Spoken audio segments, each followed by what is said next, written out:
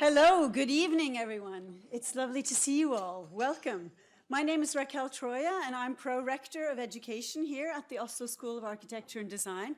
And it's a pleasure for me, on behalf of the school, to welcome you all to this Europan Norway Prize ceremony. And we're delighted at the Oslo School of Architecture and Design to celebrate with you and to get a deeper look into the young talents that you represent, both from Europe and even actually around the world. And I'm looking forward to an exciting and inspiring evening to hear about your projects and to see your work. And I just want to welcome you very, very warmly. And I would like to give the word over to the General Secretary of Europan Norway, Bjørnar Hovland. Haveland, I'm sorry, a new acquaintance, Haveland. Bjørnar. So, the word is yours, and thank you all for coming. Yeah. Let's have a good evening together. Thank you very much. It's so nice to finally have all the people I've been working with for the past 2 years in the same room. All the site representatives, all the winners. It's really amazing to see people come from all over the world to celebrate together. And yes, my name is Bjørnar Hovland. I'm the General Secretary of Europan Norway. I organized the Norwegian part of the competition. Today, we will do this event in 2 sections. First, we will introduce Europan, introduce the sites, and give everyone their awards. And then we will have a small break. And then we will hear presentations from all the winners and the runner-ups.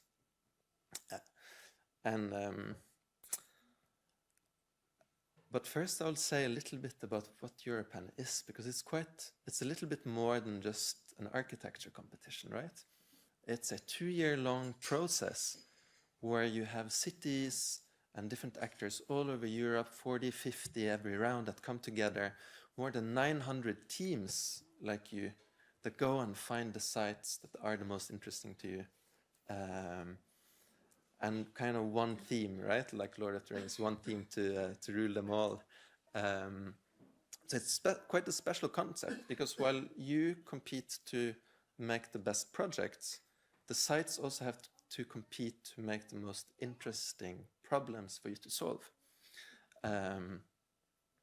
And it is, right, specifically for architects under 40, and it's one of the very last kind of serious open competitions that don't require you to be pre-qualified, that doesn't require you to have made 100 buildings just like the one the competition is about before.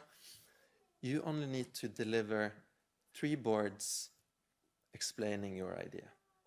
And so it's one of the few really good ways into the markets for young architects. And for the cities that participate, that are quite bold, you know, that enter into a process where they don't know who will compete, how many proposals they will get, the qualifications of the people that participate. They take a big risk and put a lot of faith into emerging generations. And it's quite a bold thing to do for a public administration. But they make up a large network of cities all across Europe. More than 1,000 cities have done Europan in the past 30 years. So I like to quote my colleague Hector, very inaccurately, that when he says it's a gigantic international participatory process, because Europan is not just a competition, it's all of these projects, built and unbuilt, workshops, meetings between citizens and municipal representatives and neighbors.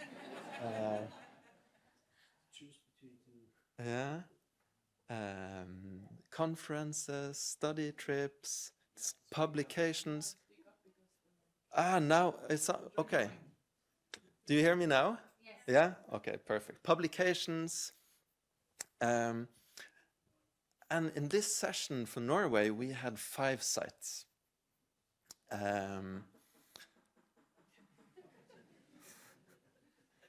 Is there a mouse somewhere? Huh? And the first one, Østmarka, from Trondheim, was about designing a nursing home on a very sensitive and delicate site in the city. You had Grensen from the university NTNU, that really was about how can you make a research project out of a group of historic wooden houses. Åkrehavn on the western coast of Norway, a city with more parking spaces than people. How can you restructure the city center? Krøgenes, a very also difficult competition that was about how can you transform a big box shopping district into a neighborhood, into a small city, and do that while you keep the businesses alive. It's quite difficult, and especially for the municipality that doesn't own anything on the site. And lastly, we have Larvik, and I haven't seen them here today, actually. They were supposed to come. That was about connecting a city that's up on a hill with its harbor, where that used to be industry, crossing a very kind of steep terrain, railroads, and a highway. 5 quite difficult, different and challenging projects, and 5 quite bold, I would say, sites. So we're here today to give awards to the winners. So before we give you the awards, I think it's good to talk a little bit about who selected you as winners and how did that happen. The jury was led by Ida Winge Andersen, and made on Louise Basabe, Katarina Haig, Eli Grønn, Eili Vigestad Berge, Ilka Torma, and Jakob Kamp. It's all a completely independent jury international jury that really selects projects based on their kind of architectural and urban merits. So again, quite bold for the municipalities to give away all this control.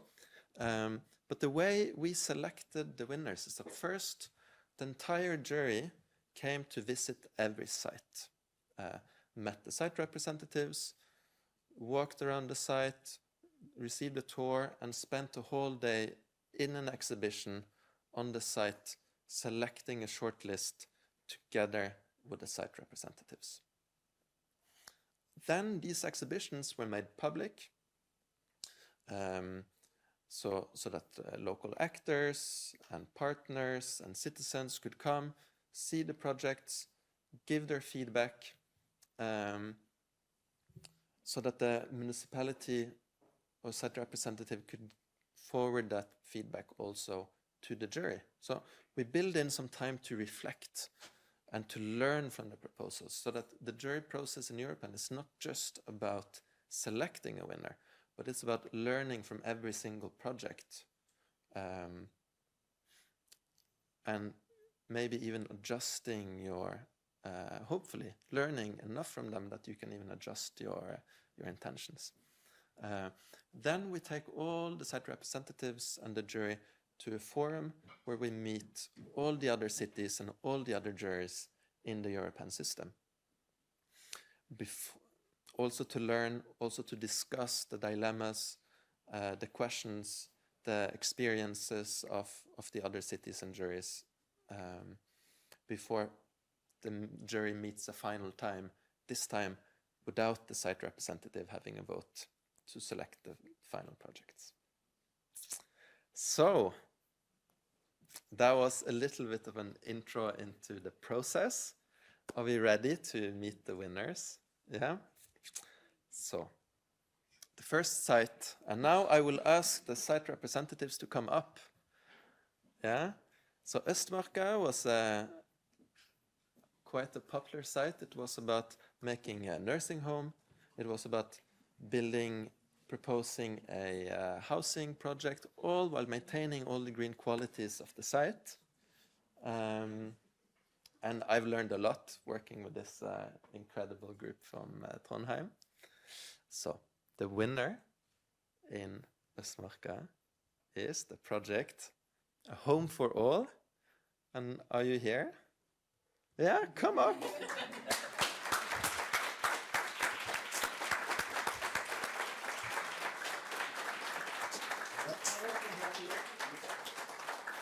Actually, I think we have to do this the opposite way around because the diplomas are here. So, here is your diploma. Yeah, I didn't take the screw.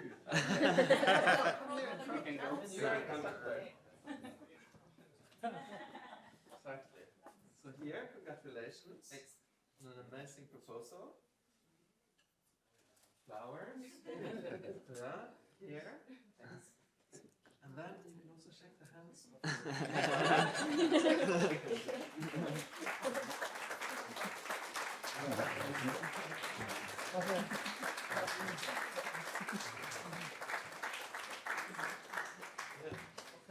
Okay, so I suggest you stand over there.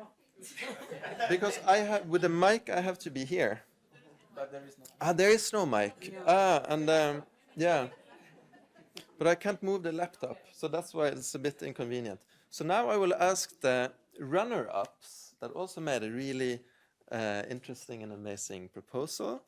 Therapeutical landscapes. Are you here? Yeah, come up.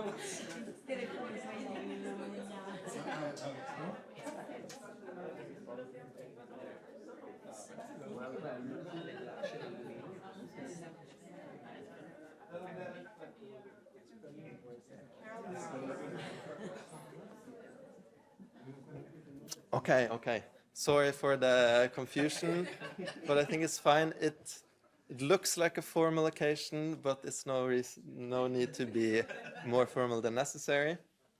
It's a celebration after all. So we also have two special mentions in Østmarka. And the first one, Way to Care. I know you're here. Come up.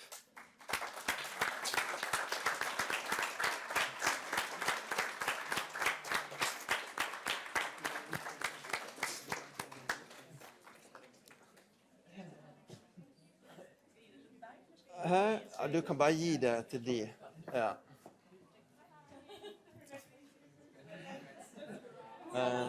Ja, jeg tror på neste så må vi koordinere litt bedre. Ja. Congratulations. I mean, maybe you stand here and then, and then Østmarka reenacted, come up. Where are you?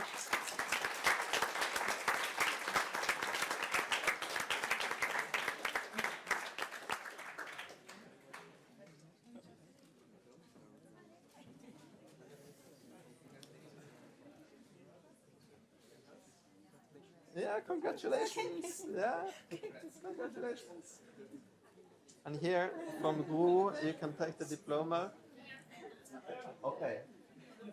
So I think on the next one, we go one and one team and down again. And then we can do afterwards, we can do a photo session if you want, more specific. Yep. Yeah? Okay. Everyone give all the winners and the site representatives in Østmarka a big applause. Did you want to say something, sir?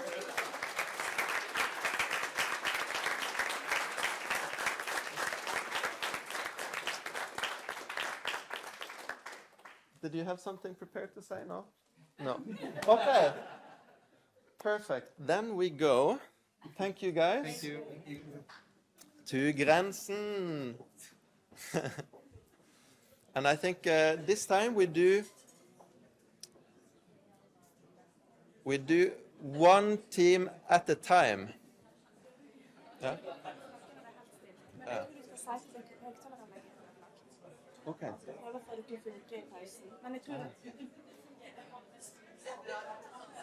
Okay. Ja, men vi hører ikke i rommet.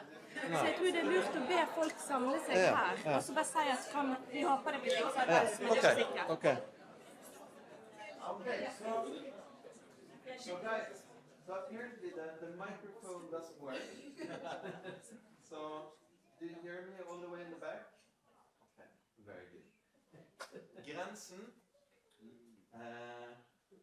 It was a task that was about making a living lab out of a cluster of historical buildings squeezed between the university campus and the city. And the winner is circularity apparatus. Eugenia, do you want to come up?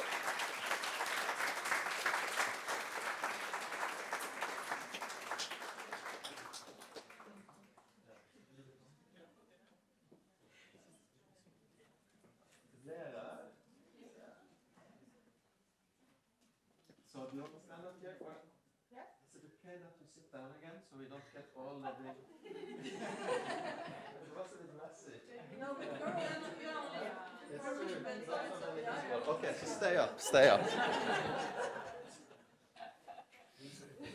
Okay, and we have another very special runner-up, Therapeutic or Landscapes, Bachir and Megi.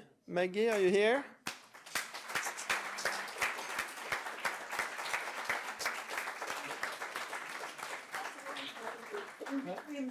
In between lab is the right time. Yes, that's true. Sorry, I mean, this I know. Yeah, in between lab. Yeah. Congratulations.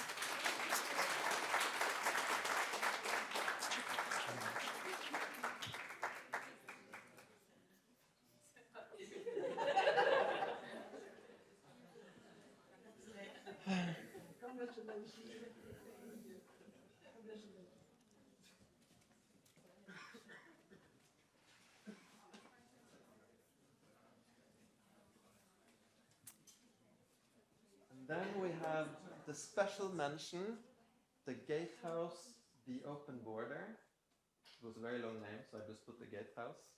Are you guys here? No, maybe not. Okay. Let's start that. Well, let's-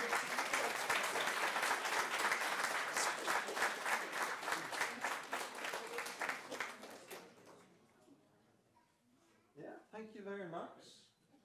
Amazing projects.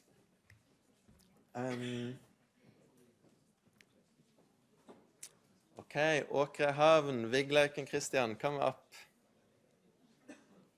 So here you can see Åkrehaven.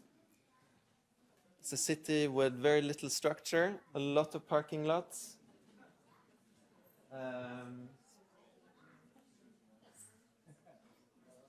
I mean, we know who they are.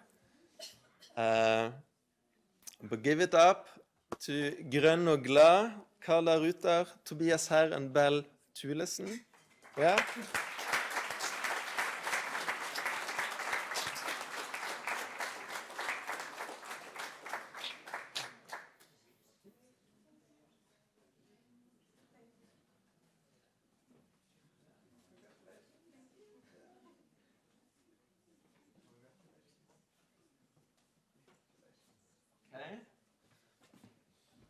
And in Åkrehaven, we had not one runner-up, but two runner-ups.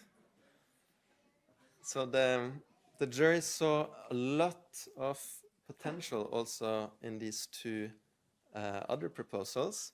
So stitching together, come up here.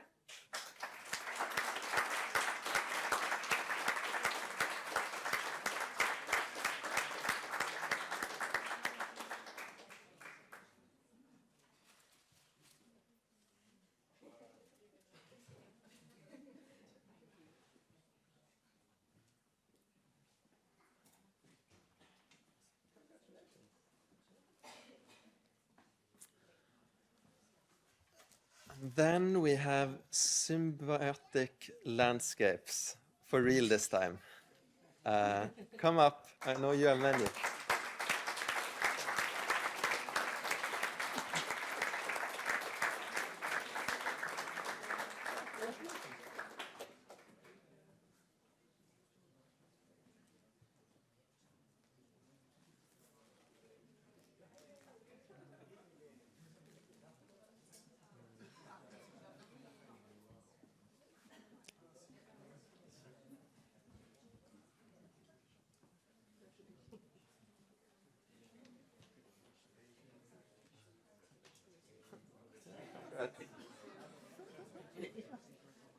Okay, I don't know who I will shake it head.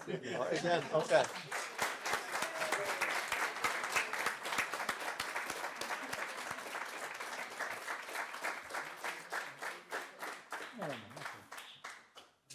Okay, thank you very much for Åkrehaven. Now it is Krøgenes.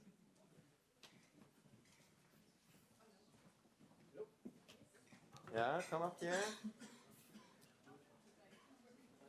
Yeah, so you can stay here. So, Krøgenes, we also had a special case. We had two runner-ups that shared, in a way, the first prize. It was a very difficult task, and two projects that really had very different approaches, but at the same time very complementary approaches to the project. So, we have, give it up for Maria Krammon med Krøgenes Peninsula. And Anna Maria Windesløv.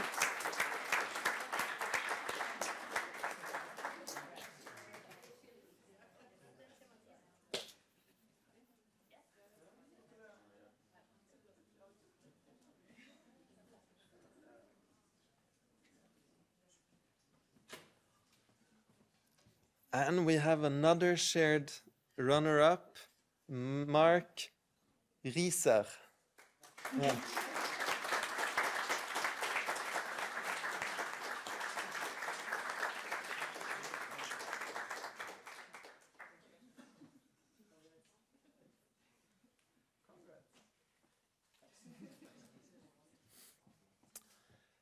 And then we have the special mention, I think maybe the only local team here, or one of the few local teams. Special mention, see you in Krøgenes. Yeah?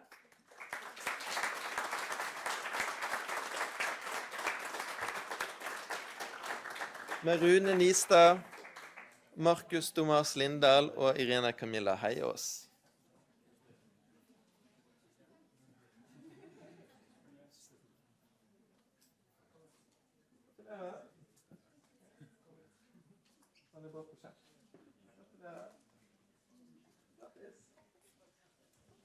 Okay, so a big, you had something prepared? Yeah. Yeah. Always Yeah. want to say I knew it. I think this has been a very exciting process for the local administration at Arendal municipality. And in these times of warring times with war and past pandemic, it has been a very good atmosphere and to experience that we have opened us up again, receiving a lot of suggestions on how we could develop our small city, and also to meet up finally with the beautiful winners, and we are really looking forward to develop this little part of the world to a better place. So I think that will be an example for the rest of the world, and Europe especially these days. And who are you, Ragnhild?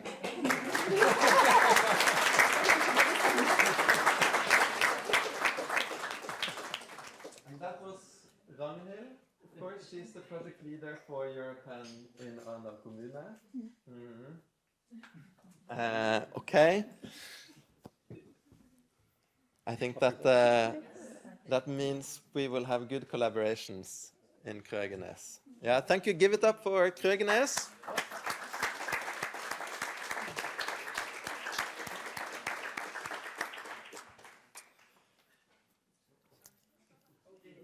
And then we have Larvik,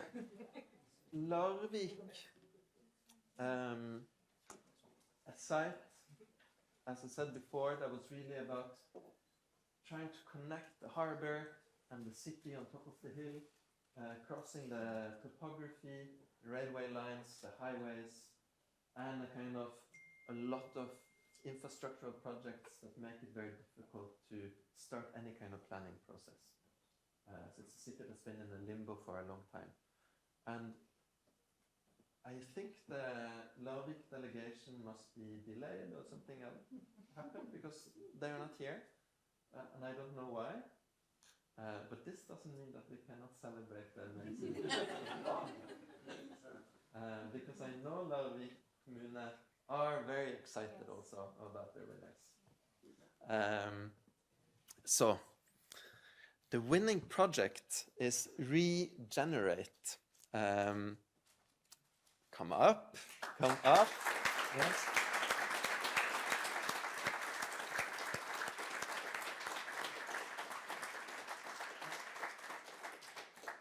There's something special about Regenerate, is that it was not just the favorite proposal of the jury, but it was also the favorite proposal of the participatory process in Larvik. So they made a citizen panel, kind of a large group of citizens that met throughout the year to give feedback on the competition brief, and then met again to look at all the proposals.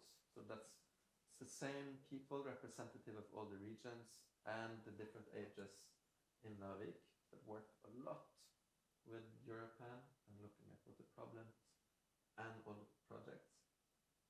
And they had the same favorite as the jury. So I think that also bodes well for a good process in Larvik Kommune. So congratulations.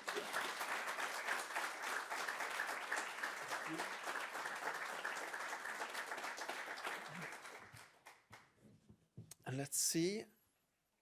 I don't know if the runner-up is here, right? Yeah, you are. Welcome.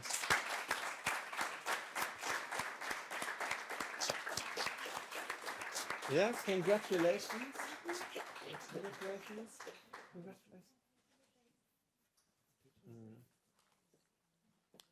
A very different kind of proposal. Yeah. Very excited about seeing you all present your proposals after. And then we also have a couple of special mentions from Larvik. So, Topography of Life. You are here. Welcome. Congratulations. Congratulations.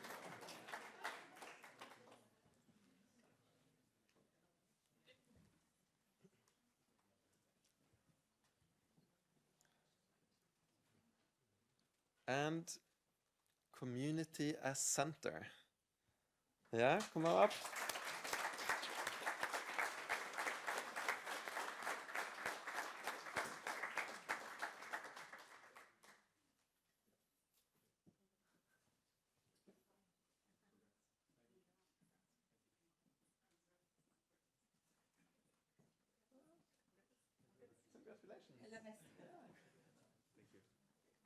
Congratulations. Okay, so I think that was the last one from Larvik, so a big applause for Larvik.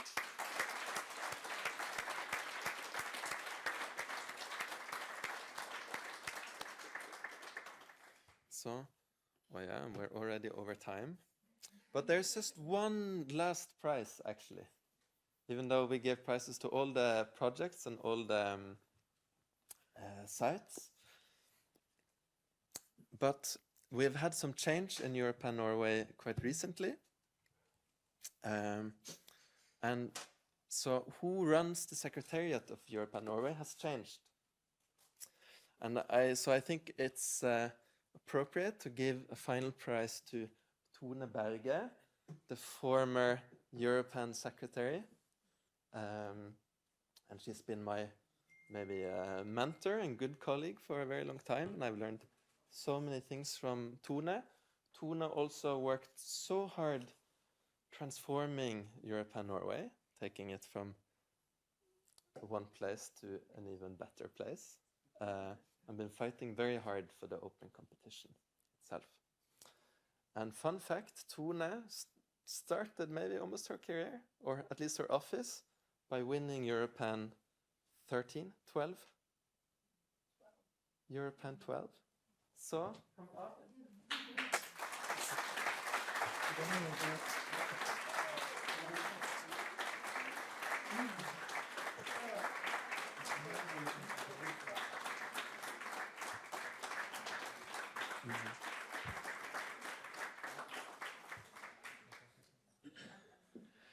Okay, everyone, that concludes the very formal part of the evening. I now suggest you all go and we get a glass of wine and we do a toast together. And then we will hear from all the teams themselves, because that's really why we're here, to hear them present their own projects. Good evening. Can you hear me well? Yeah? Okay, perfect. So,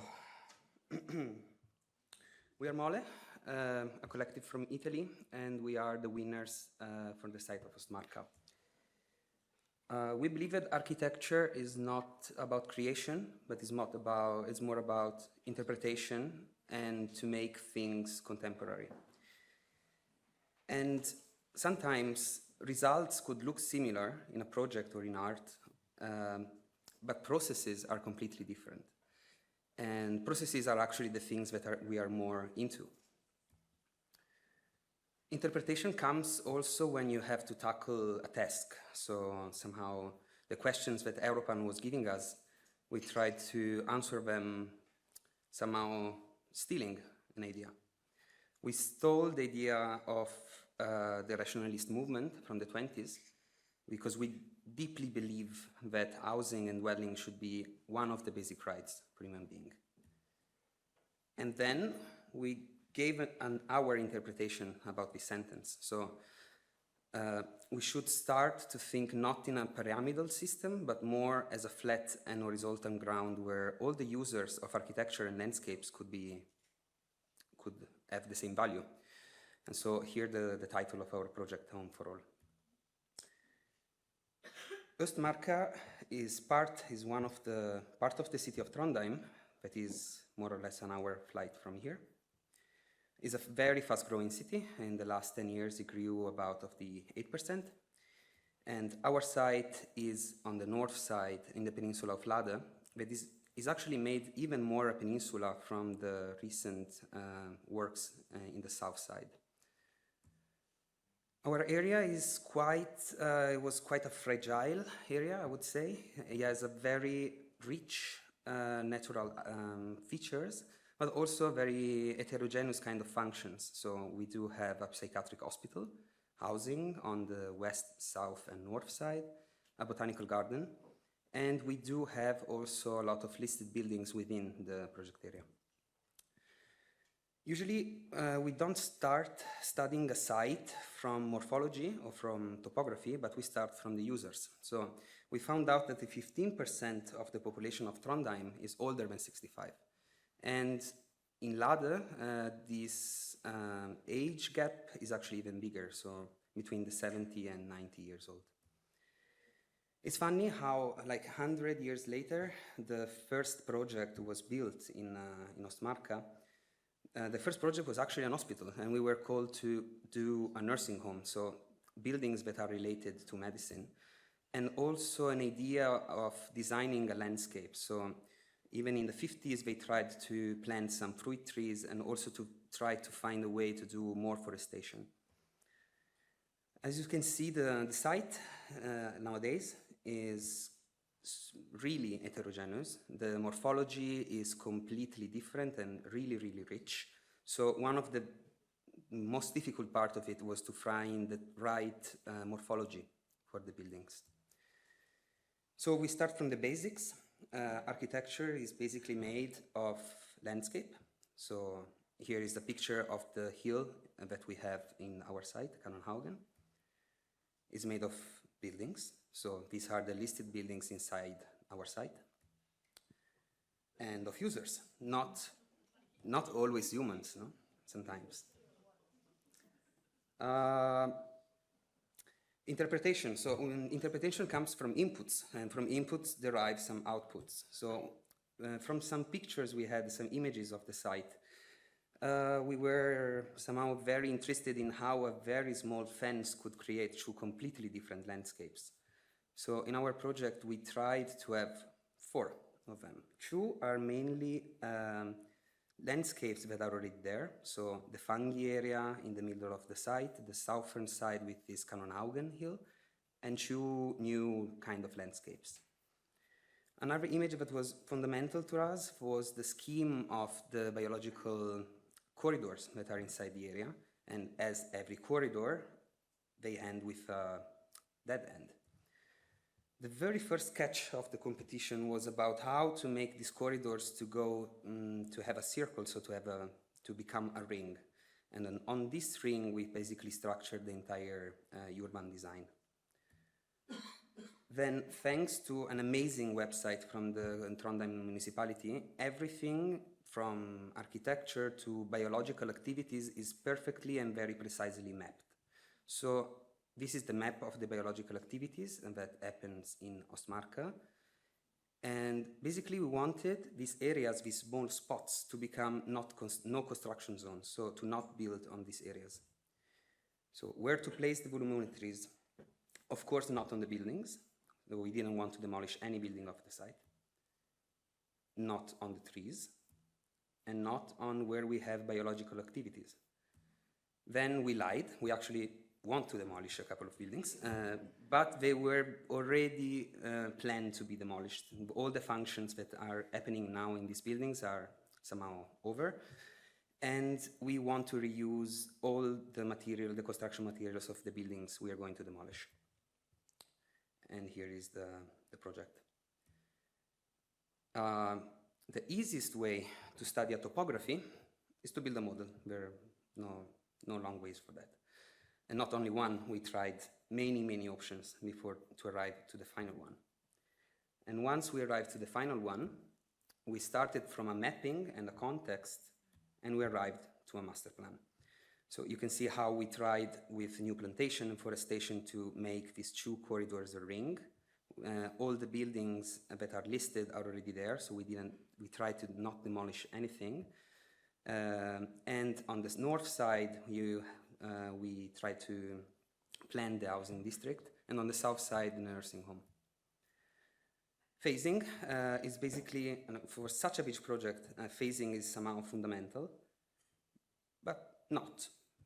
Sometimes a very good urban and landscape phase could actually be the backbone on future developings and developments. So basically the nursing home phase and the housing phases can be switched with depending on what the client and the needs are. Urban phase was basically focused on a new transportation system to endure it and to find spots for the parking lots, and also to make the soft mobility stronger. To create a sense of community is very good to make the community build something. So we wanted the community to build some very temporary structures for animals, like feeders, bee breeding structures to make pollinator animals to make the flowers bloom again, and bird houses. There are a lot of birds that now are endangered in this area. The nursing home, we decided to put it in the south side because we found a correlation between different kind of cultural buildings. There's a kindergarten on the east, a school that is going to be renewed on the south, another kindergarten that is going to be built. And Canonhaugen in this way is not only a wet ground or just a green ground, but becomes the distribution for these functions. To have a nursing home that is not only a nursing home, we decided to have a biodiversity hub where the children from the schools could learn about the natural richness of Østmarka and for some logistic problems related to the structures of the animals. The shape of the nursing home is structured to have the living rooms always overlooking the central garden. That is one of the habitats I was talking about before. But the shape is generating 3 others very private spaces where the elderly could find some peace and hang around in the fresh air. A bit more detailed plan. And the model was actually very important to us because we, in a way, we decided the volumetries of the nursing home, and through the sections we actually understand the impact of this volume. The central garden, where we actually wanted to have some therapeutical garden for the elderly, and all the materials you see are actually taken from the demolition, and the pergolas you see are actually solar pergolas in a way that the building could be 100% self-sufficient. The people that are going to live in this building, probably they're going to live the last years in this building. So we wanted to have the living rooms to feel as domestic as possible, with very big openings on the amazing landscape of Østmarka. The housing, the first housing phase is divided in refurbishment and renovation. So for the listed buildings, we basically wanted to refurbish them with no design attached. And we decided to try to design other 3 buildings on the site with a renovation. Basically, we took the building, we double it, so we had the double of the amount of the flats. And the materials that we had to get rid, we actually wanted to reuse them to do the internal partitions of the building. The flats are going from a 43 square meters flats to 120, more or less. And so they can basically be used by a huge range of people and users. And this is one of the renovated interior ones. This is the duplex typology. The houses in the woods is the NTNU sector. We were asked to do 80 flats. So we think that with the refurbishment and renovation, we could build actually 40. So with this one, we can spend from having 20 flats to 60. So in a way that also the housing could be scalable. The morphology of the housing was done in order to be as loose as possible. Like the corridor, the green corridor that is on the north, we really wanted it to go inside our plot, so that in 20, 30 years, you will have the feeling of living in a wood. Also here we have a huge range of apartments. We have basically 2 typologies, a social one, more social housing one, that is between 56 to 160 square meters. And then we try to reinvent the typology of a row house, but in an enclosed shape. The sections where you see the relationship with the hill, and also the relationship with the buildings that are behind them. We didn't want to be super tall in this building. So this is the image of the central space, and even also here we tried to reuse all the wood from the demolitions, and the demolished building that was done completely in concrete, we would like to reuse it for the cores of this building. This is the image, imagining it in 5 years, but probably it would be nice to see in 20 years to not have an empty space in the middle of the image. Thanks.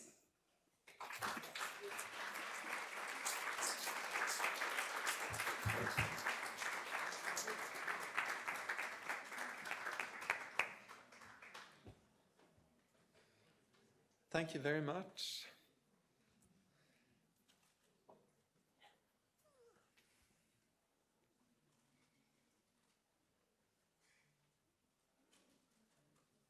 Okay, Alberto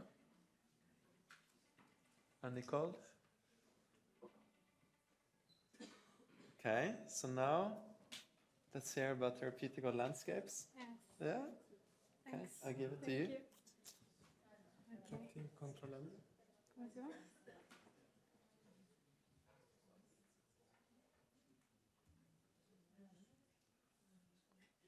I crashed it.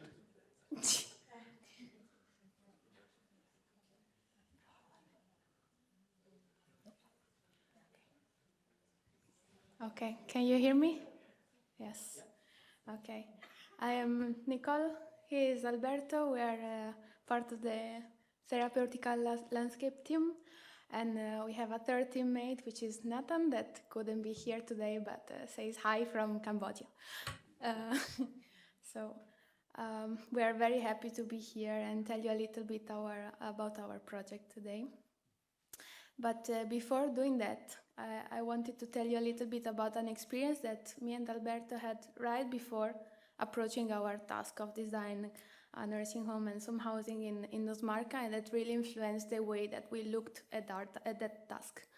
So it was last spring when we visited this very special place called Dynamo Camp in the middle of Italy. And of course, as you can see, it's a beautiful place, but also what makes it very, very special is also the activities that they have there. What they do there is it's a recreational camp for people with, let's say, chronic diseases and strong disabilities. And the big aim of this place is really to allow these people that wouldn't normally be able to experience nature, to be outside and to do certain wilder experience, to actually be able to go there and do that. So this makes this place extremely special and really had an impact, of course, on us when we had to design a nursing home for people with similar disabilities and similar limitations. Then, of course, we look at the place also with some more architectural eyes, as we are architects. And what really had an impact on us is not only what they do there, but also the place that actually hosts these experiences. So people that go there can do a number of different things. They can go to a swimming pool, they can go to a playing room, they can go to a canteen and so on. And all of these activities are spread in different buildings.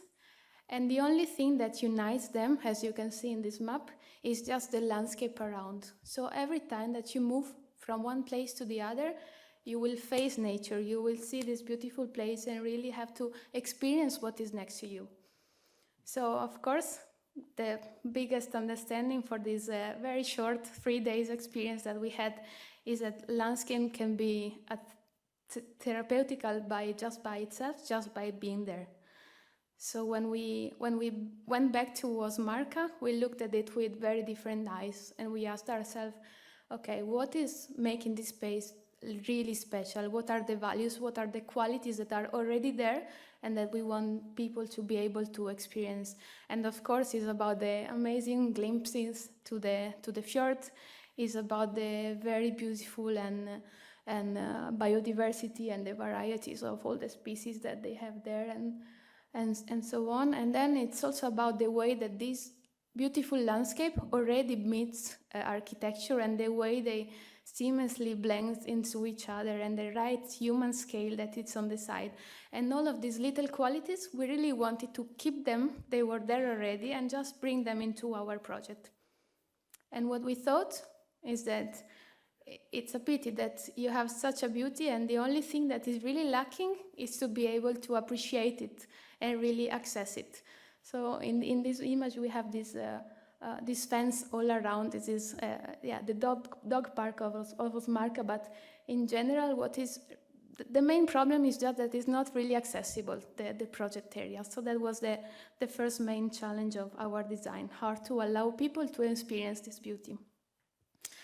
And of course, once you allow people to go there and to see what they have, you can really bring an added value, not only to the nursing home user on the future housing that will be on the site, but to all the surrounding activities that are already there, such as the psychiatric hospital, such as the social housing, such as a school or a kindergarten. So that was really our main driver for the project.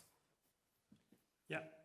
And so the way we approached the competition was, okay, we are all at this approach with the landscape, and we ask ourselves, okay, how can we then do a proposal?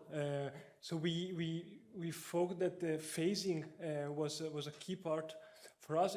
So phasing the project is an opportunity to both working with the landscape that is always evolving, and somehow this evolving landscape can accommodate an evolving architecture and somehow put the program into the evolving landscape in different phases. So I'll try to go very quickly in the 3 phases.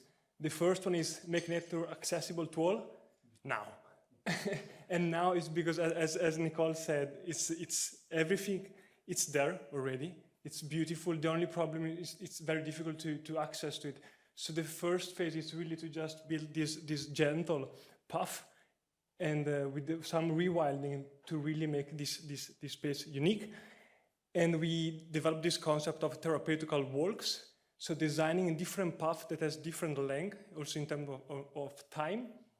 So you can have 15 minutes walk, 1 hour walk, and with a very gentle architecture, you can make this now and already make a super beautiful project now. And we're envisioning this as a really nice landscape that also use the beautiful glimpses on the fjords. Second is actually implement with the recreation and care. This is where the nursing home comes in. And of course, the nursing home then in the moment it arrives, it becomes part of the system. So the therapeutical walks extend to the north part where the nursing home is located. And the nursing home, a little bit as a dynamo camp, yes, it's a building, but it's different volumes and it's sort of spread all around. So there are going to be activities related to the nursing home around the plot, and the therapeutical walks, of course, is going to be one of the activities for the people living in the world. And in the architecture itself, we try to be gentle and respectful with the existing architecture that is very well integrated with the existing green. And again, here the landscape plays a very important role for its accessibility, and also this shared corridor where all the patient will experience is facing a garden on the north. And this is a key space of the nursing home, so we placed the nursing home on the north, and this gave us the possibility to access the most beautiful place of the plot, that is upper, I think 7 meters, 8 meters. If you go up that high, you can have access to a beautiful view on the fjord. So we thought, okay, let's place a volume there that's accessible to all the city and of course the patient, and make this like a valuable place for all Trondheim. And the third part is life and community. So it's where the housing comes in, and we try to place the housing a little bit in the middle. Again, housing comes in and we would like that this becomes part of the entire system. And we also thought that integrating few other buildings that are on plot it might be like a good idea. And yes, so this is again like not a final product, but an evolving landscape with an evolving architecture, very friendly, accessible, and very beautiful to stay outside and to experience the landscape. That all the images are from summer, of course. So that's a little, but we think that snow might be beautiful also. That would be something to experiment. But just want to conclude with of course, the big learning from this process and from this project is that landscape and architecture should be always thought as a one sort of system, and it's something that evolve, and they should help each other in evolving, especially for a project this complex. Thank you so much.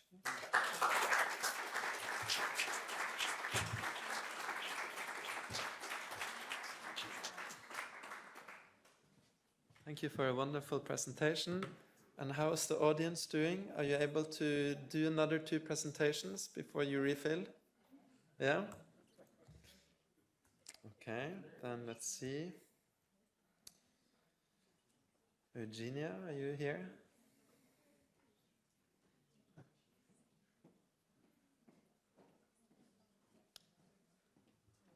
Yeah. Okay, the floor is yours. Thank you. Yeah, thank you.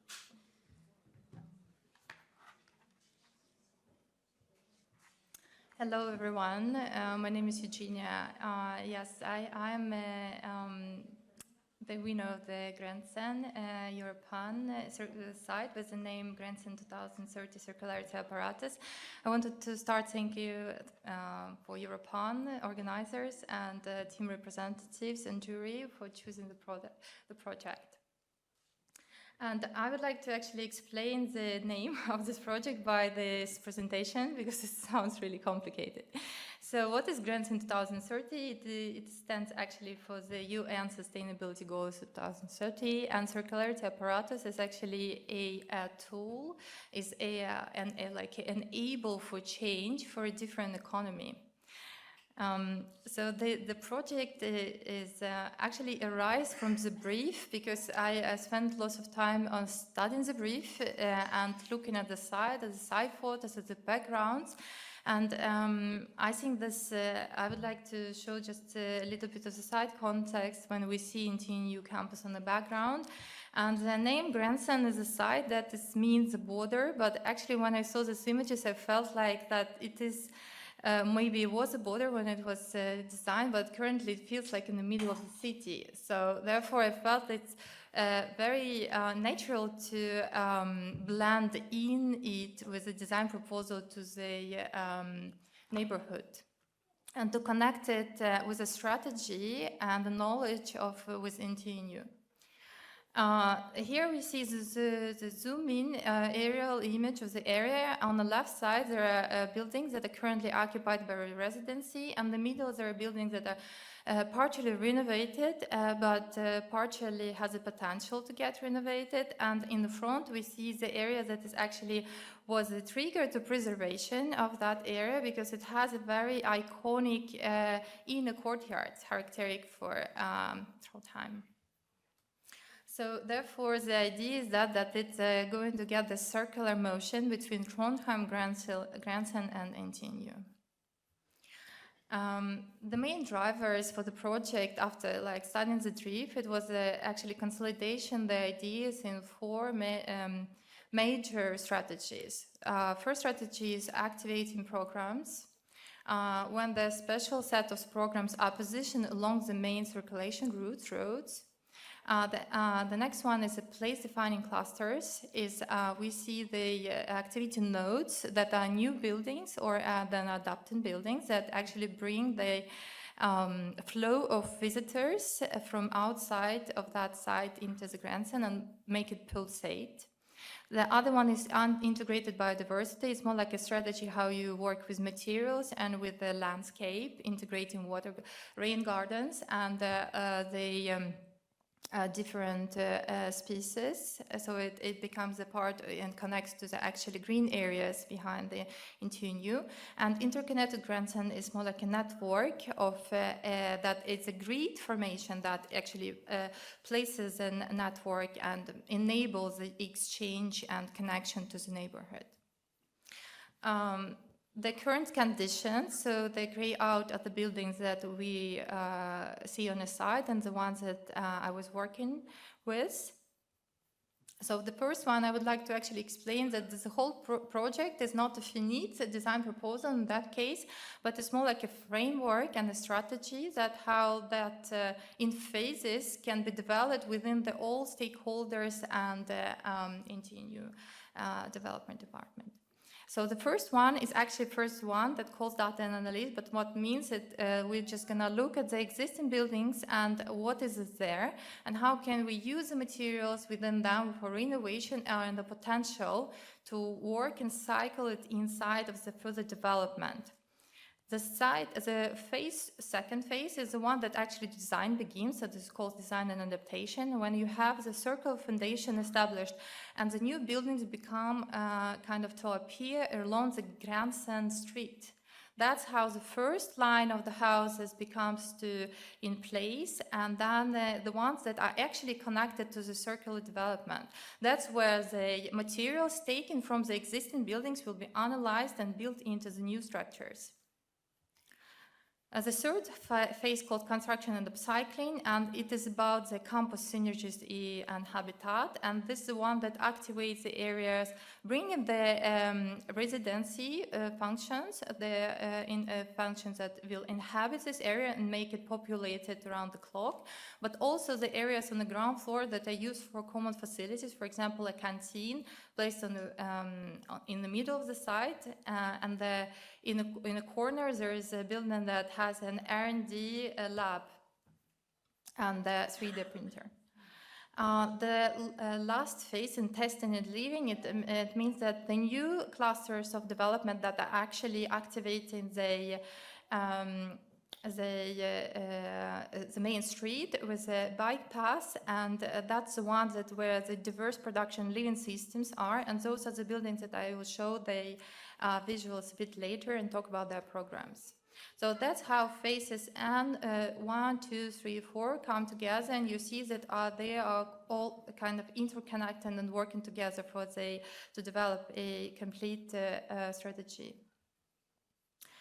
Sustainability and biodiversity is very crucial for this site because, first of all, it's a site that has a very kind of particular historical value for the whole area, but it also needs to be modernized to actually accommodate the current needs of the development and of NTNU campus. That's why it has the area has integrated tools and technical systems to provide electricity and water storage within that area. That's why it becomes, it integrates principles of circularity. This is a plan that shows actually how the development may look like and after 4 phases, with the pink buildings, the new ones, the gray ones, the existing buildings, and the dashed building is the one that are kind of adapted and modernized. So this is the image that shows actually how it may look, because if we're working with circularity and with different stakeholders, that means that the final result of the building is actually dependent on the process. So therefore, as the stakeholders may also, the ones who will be inhabiting the buildings may also kind of influence the way the buildings are, the final buildings may look like. So we have the multifunctional hall, workshop assembling 3D printing buildings, sport rentals and mobility hub, exhibition hall and eco-habitat, R&D lab and energy storage, student organization hub and community center, but also a canteen and residential building.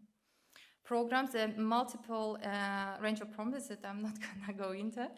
Then the circularity, that actually is quite interesting to explain. So the blue building is the one that actually exists in buildings, and they will be affected in the minor terms only as an adaptation. The buildings that are more have a dashed line, so they are on restoration. That means that they will need to be enhanced in order to be inhabited. And expanded to accommodate the modern use. And the new construction building is the ones that are going to support the energy, the water collection, and provide the most of the facilities for study, for exhibition, but also for a exchange and other programs. Sustainability and diversity, how it actually integrates within the different surfaces. And that's how the Grensen actually street looks right now. And that's how it may look in the future by 2030. Thank you.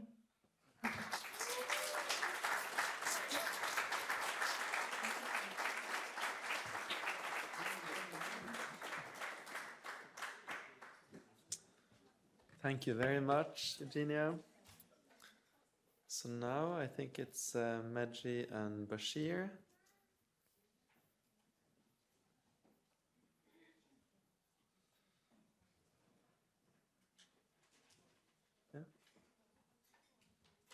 Okay, the floor is yours. Thank you.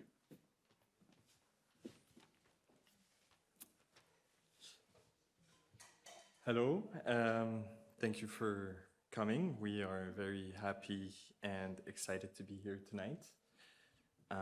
The Grensen Europan brief is part of a wider conversation in preservation and how and when is it necessary, or even if it is necessary, to demolish and start from scratch? When is it okay to approach a structure and readapt its use? And in some cases, is it even worth it?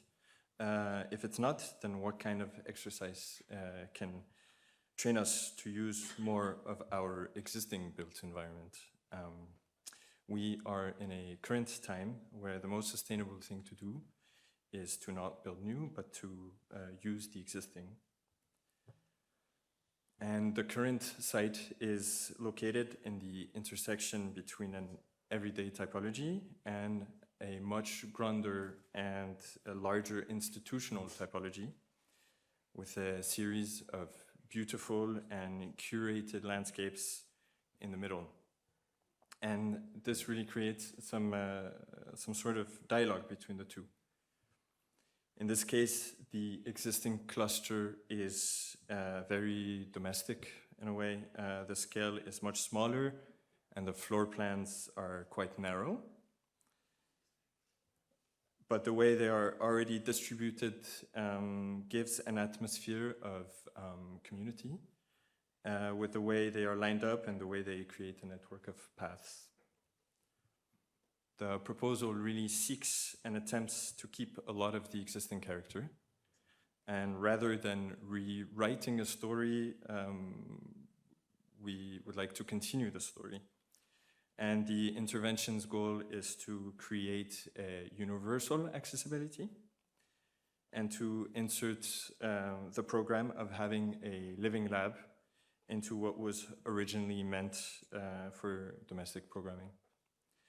And creating the potential for a place for the staff, students and locals to use all year round, even in the winter.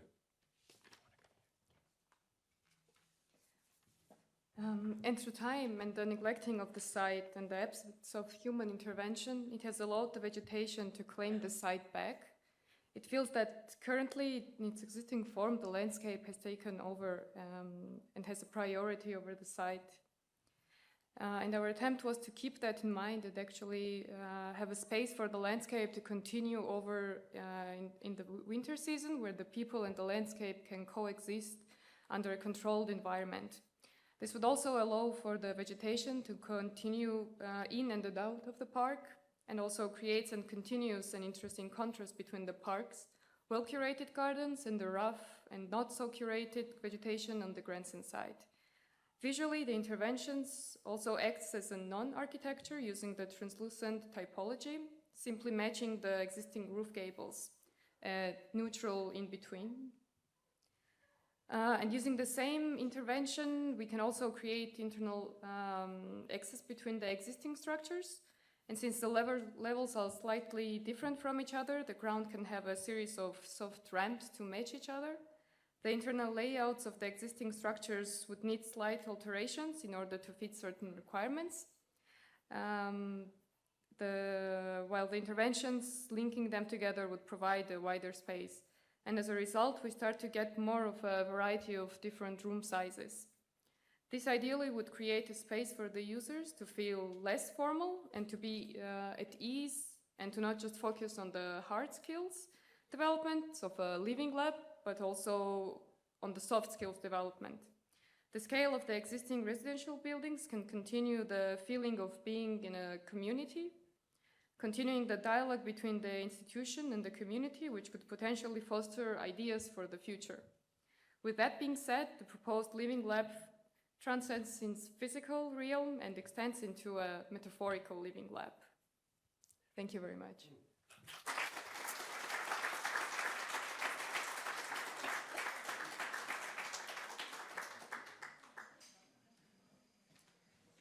Thank you very much. Okay, I suggest a small break to refill before the next presentations of Åkra. 5 minutes. Okay, everyone, I give you the winning team in Åkra, grønn og glad. Yeah, thank you and welcome back from our side. So we're happy to present our proposal, Gronoglat, for Okraham today to you. First of all, we're all three from our team, this full team, and we're all architects from Hamburg. I will start with some words about big scale methods we developed. Starting with the site plan of today's situation. So as you already can see from the colors from the site plan or the aerial view, in the city center, which is marked in red, there's a lot of concrete and small houses and vacancies in the building structures.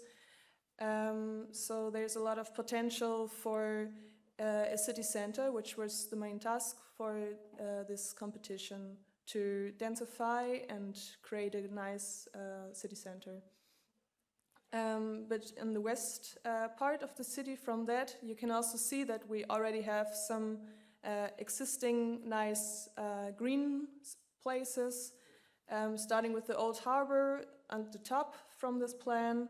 And then we have the existing park, which separates the city into two different parts. And on the down part of this plan, you can see the Okraham beach. And we created a structure that, the green belt, that connects all these green places to one green belt.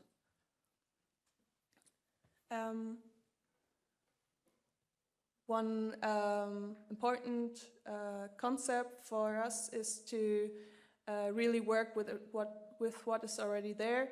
So in this graphic, you can see the existing buildings and what we added. So as you can see, we tried to demolish as less as possible. We did some transformations for some buildings, and we also developed a lot of new building plots.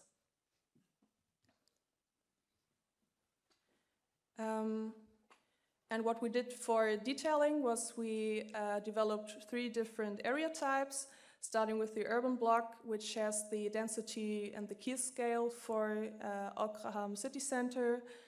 But in the west part of the park, we also have less dense areas, which we called village vibe.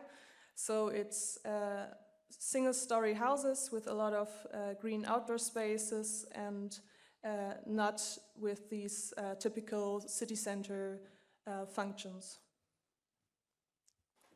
And last but not least, at the historic harbor, we have a historic district with a lot of nice identical buildings for Okraham. Yes, as Carla introduced you into our 3 different area types, I'm going now more into detail, so we explain you what we are meant by our types. Starting with the block in the city center, which is called our urban block. On the left side you can see the existing structure as it is today, and on the right side you see our plan. So what we're going to do here is to close the block. We want to keep the existing buildings as much as possible and add new buildings to really close it into a structure where you can separate the outside and the inside to have more smaller shops inside, or use as its garages as it's used in now. And for future you can use these as also as even small spaces for shops and stuff like this. As you can see, we have a street separated from the main street, which allows us to create more spaces for slow and even fast mobility, which is good to have both, but in a separated way. Here you can see our structured urban square, which is pretty big now, but we want to have this open space for the community, for retail and services. And also inside the block, as I mentioned, we want to have it as a quiet space and for the community and density we want to create here. And in the main roads, which lead us to the Kulturhus, in the urban setting, we have this main structure in the main public, what we call it, in the main center of the town. And yeah, this leads us to the next block. Yeah, in the western area from the park, there are the more less dense areas where there is housing, like single-story housing with a lot of green area around it, and also with open green fields. So what we do there is also to higher the density a little bit, but to remain the village vibe, as we call it, and also to bring functions in the middle of these areas. So these functions, they should be for the community, like you can see here, like gardens where you meet, but also commercial functions where you have like a brewery or some small commercial functions to reactivate these areas a little bit more and bring them to life. In the harbor heart, it's the old heritage at the waterside. We remain almost every building, but we propose a row of housing in the north to connect the square from the remaining square with the park, and bring new functions to the square, because at the moment it's not that public. There is not so much going on, so the new functions will activate the square a little bit. Here in the south, there's also a lot of space where you can bring a market or activate by small functions. Here you can see that in all the squares that we propose, there are bigger buildings to prevent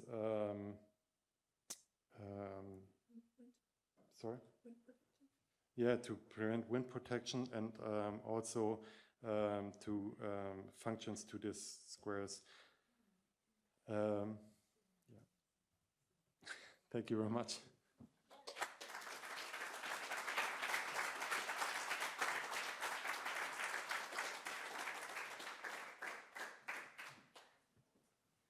Thank you so much. Thank you. Concise presentation. You were less under time, you know? We should be faster. It's a great quality to be precise and fast. Okay, we have 2 more presentations from Åkrahaven, and I think we will start with stitching together. Marius, are you going to present this one? Okay, take us away.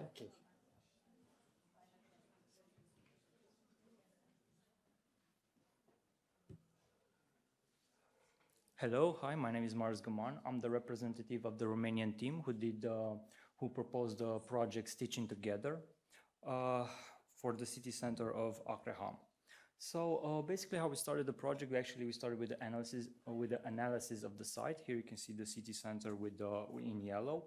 And you can also see in this aerial view, basically, that a lot of the space is actually dominated by car infrastructure. A lot of big parking spaces here and here. Also, the streets are mostly designed for cars and not necessarily for human beings.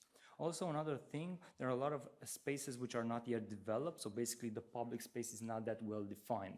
And maybe the last thing we also thought is kind of a problem, that there are some new buildings which were built in the last couple of years, which not necessarily integrate that good in the existing identity of the city.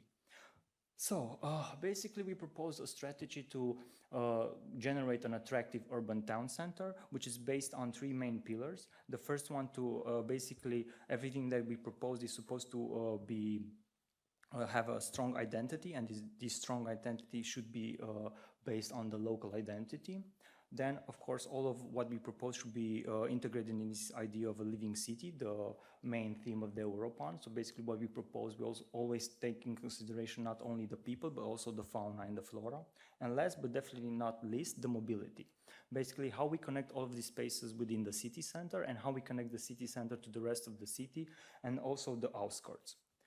Here we have a sketch of the city, where basically, if you talk about Åkrehamn, basically the name Åkrehamn means port and field. So we have actually 2 squares, one in the main square over here in the field, how it was in the beginning, and the second square here is basically in the port area.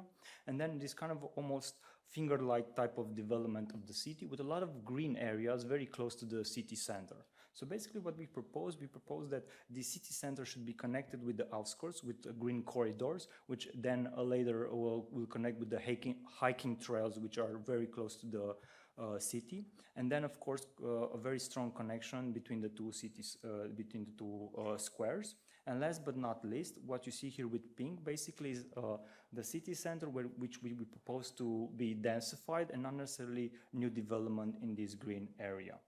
So for the densification strategy, we had 2 proposals. As you can see here on the left, this is the one type of existing housing. So basically this housing can be extended all the way to the edge of the public-private space. Also, some of these spaces can have services or commercial functions, which also will help, of course, bring pedestrians within the city center. And the second variation of densifying, basically, if we have big plots, we can actually add new buildings to try to create a more cohesive and coherent public space. For all of these new buildings, we proposed that the architecture actually is based on the local identity, basically, especially the older architecture, which is in the port area. Also, we looked at the historical buildings, which have green roofs, and also at some buildings which are actually here in Oslo, which have this gallery at the ground floor, which actually will help a lot the mobility. So this is kind of a schematic proposal of the new architecture, where we have galleries on the ground floor. We have a wooden CLT type of buildings with these repetitive gabled roofs, which have also a green roof. Here is an axonometric view, and basically all the red buildings are new buildings that we propose, and the gray ones are the ones that are already existing. Another very important thing that we propose actually are these corridors, these stoa-like structures. Some of them are actually placed in front of the existing buildings to define the public space, but also to house inside of a pedestrian and cyclist routes, which are protected from the rain because it rains a lot in Åkrehamn. So even the city is it's quite small. It takes somewhere around 10 minutes to get from the edge of the city to the city center, but most of the people actually use their cars. As we saw, there were a lot of parking spaces inside the city center.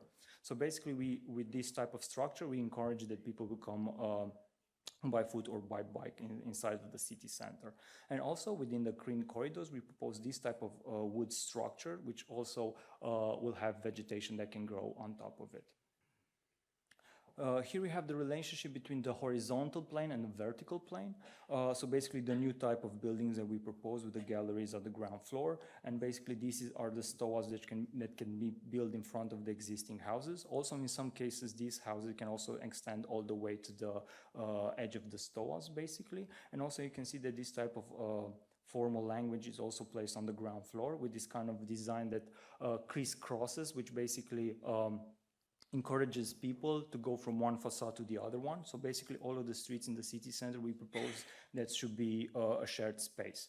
Another thing, of course, we integrated a lot of green spaces and especially water features. Also this type of canals which actually take the people from the main square, which is a higher place, to the harbor basically.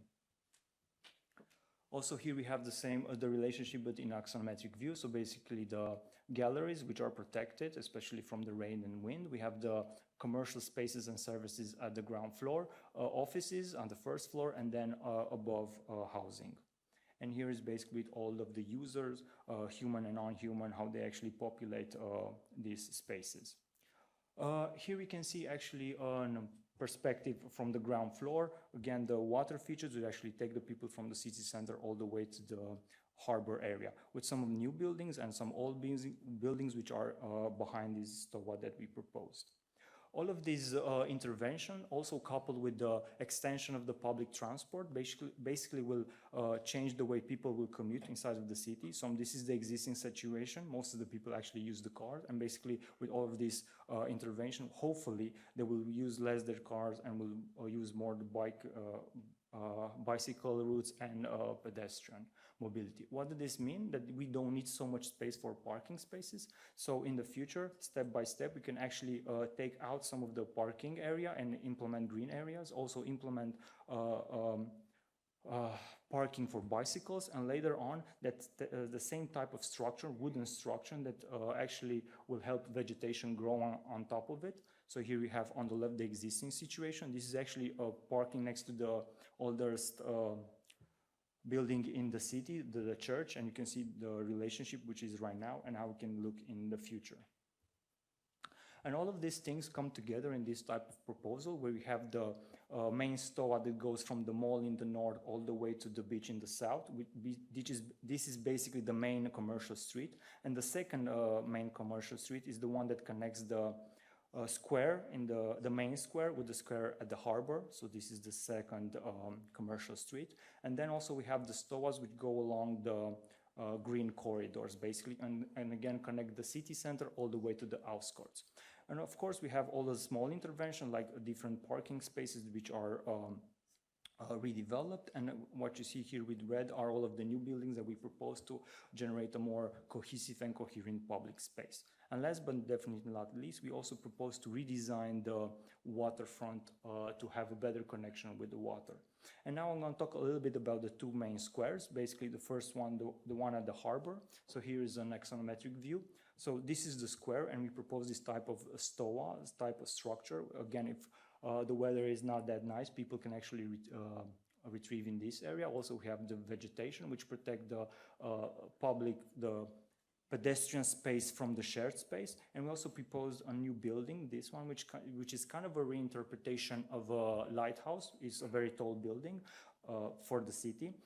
And the role of it, basically, you can actually see it from the other square. So you have this relationship, because a lot of people don't know about the harbor. A lot of people actually cross within the city. And here is a perspective with that public space that we proposed. And the second, and basically the main square of the city, we have the existing building that we kept. We had to demolish two buildings which were over here, which were kind of in a bad state. And what we proposed this stoa-like structure, which basically define the space. Also, basically the commercial square, which is right here, existing commercial square, can also develop, can extend all the way inside of the stoa. This building has a multifunctional, multi-purpose space inside, which again can open all the way in this second square. This is the tallest building that we propose for the city, and again, you can actually see it from the other square at the harbor, and again, we'll generate this kind of visual relationship between the two squares. And last but not least, we propose this green area, basically kind of a park in the middle of them, again connecting the two main public squares that are in this area. Again, a proposal that basically tries to take in consideration not only human beings, but also plant and fauna. And this is basically the result, all of this small intervention that we hopefully basically will stitch together all of this, all of the existing buildings within the city center. Thank you very much.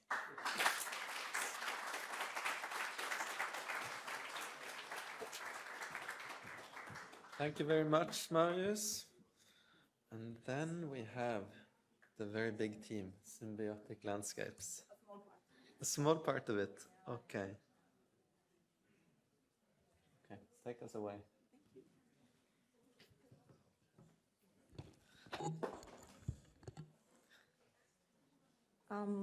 First of all, I want to thank all of you to be here, and also thank you for Europan process of coordination and organization. It was a pleasure to be involved, and thank you also for being host here today to the university.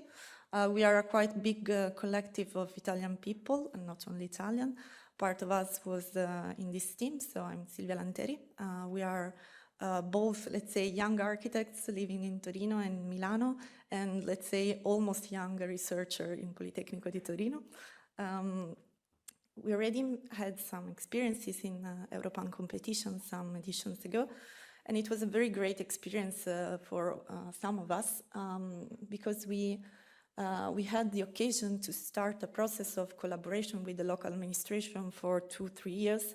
That was very interesting to learn and to grow. And so we decided to try to participate again after some editions. And we not only participate in this site, but also in Sweden, in Pitea site, where we were mentioned as a special mention. Also, this project has some in common with the one I will introduce today. So first of all, the coexistence in between human and not human beings. So that was one of the main goals of our project.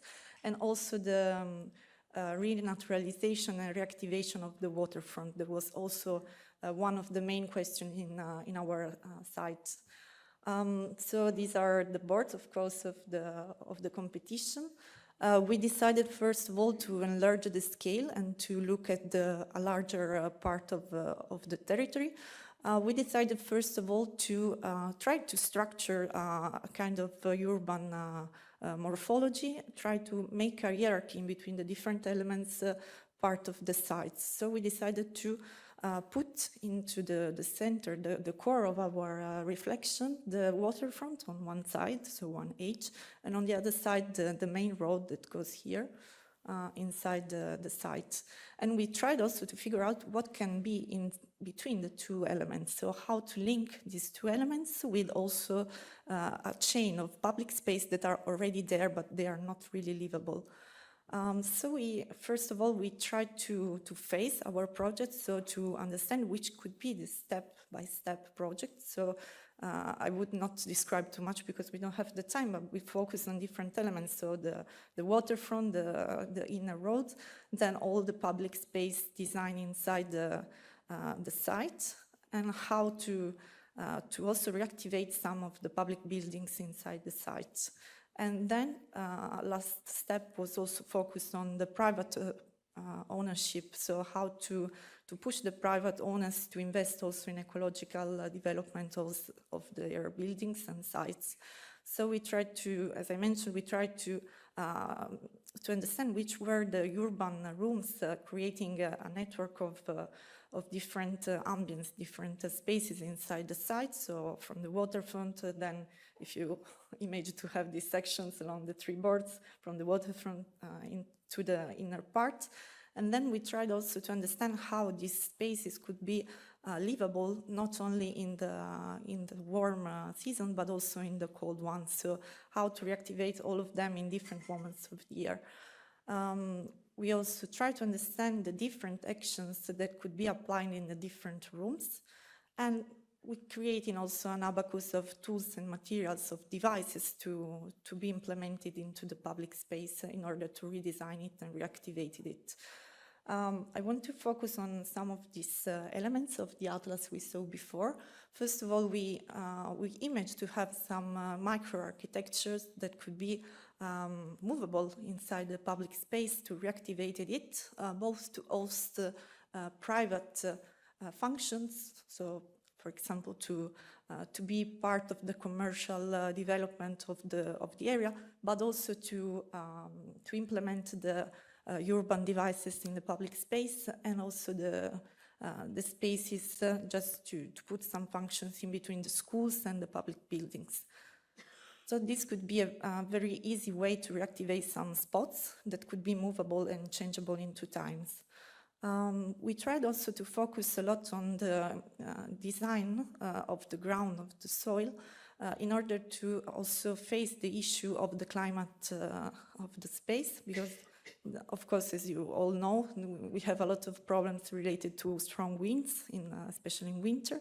So how also the soil and the vegetation could help in the in the face of this problem. So in these sections, we try to sum up some of the main goals of our project. So first of all, to encouraging the coexistence in between different kind of communities, both the animals and the human beings, but also try to make the waterfront core zone again in these sites, and to use the ground design, the soil design, in order to block, as I mentioned before, the winds, and to create an inner space here around the residential part that could be livable again. And to also make some actions of the pavement and renaturalization of the area, studying also which was the vegetation, let's say, local, and which are the ones that could be also implemented. And then, of course, also how to push private owners to invest in their own buildings in order to make them more sustainable in the future. So here are some views just to make an idea of the location that we saw before. So the waterfront could be a place to meet again. The inner road could be some space not only to go fast by car, but also to slow the mobility and to create also some commercial spots that could be a place to stay and to meet. And then, of course, the application of the modular microarchitecture I mentioned before in some empty spaces, voids that are present on the area, and so how also that could be inhabited again by vegetation and animals. So we didn't focus too much about architectural dimension, even if we are all architects, because we thought that there was a lack in the information about the developer in this area, so we wanted to know a little bit more what are the intentions in investment. But of course, one of the main topics is how to reactivate the space in order to then create a new kind of buildings and new kind of functions also by the developers. So sorry to be very fast, but I think the time is short. So thank you.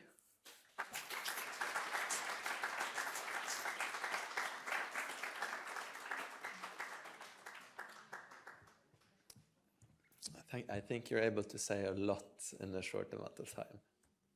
So thank you very much. So let's see who is next. Oh yeah, we're at Krøgnes, and we start with Mark. Okay. Thanks. Yeah, hello. My name is Mark Rieser, and this is Chaos Cares. I'm going to present the approach Co-Krøgnes, Community is Care. And for that, the main goal was to transform this gray and monofunctional commercial area into a lively and colorful caring community. And for that, we had a look at what a caring community is. And for us, that's a human-scaled and human-made community. So made from people, by people, for people.